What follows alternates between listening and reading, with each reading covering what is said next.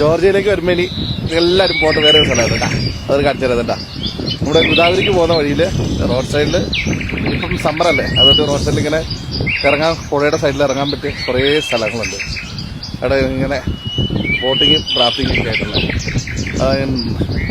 അതിൻ്റെ അത് ചുമ്മാ താഴത്തേക്ക് ഇറങ്ങി നോക്കിയാണ് കാണാൻ ഭംഗിയതൊക്കെ.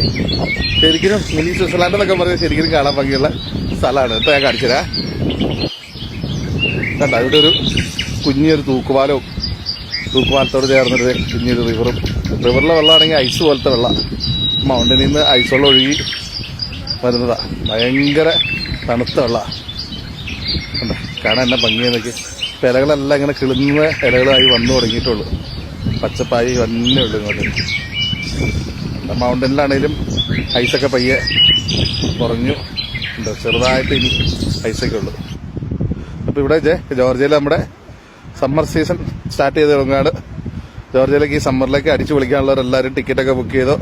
കാരണം സീസൺ ടൈം ആകുമ്പോഴത്തേക്കും ടിക്കറ്റൊക്കെ ഭയങ്കര എക്സ്പെൻസീവ് ആവും. അപ്പോഴത്തേക്കും ടിക്കറ്റൊക്കെ ബുക്ക് ചെയ്തോ. ബാക്കി കാര്യങ്ങൾ എന്തെങ്കിലും ഉണ്ട്, ജോർജിയയിലേക്ക് വരാൻ എന്തെങ്കിലും ഉണ്ടെങ്കിൽ എന്നെ വിളിച്ചാൽ മതി. ബാക്കി ഫുൾ ഡീറ്റെയിൽസ് ഞാൻ പറഞ്ഞുതരാം കേട്ടാ.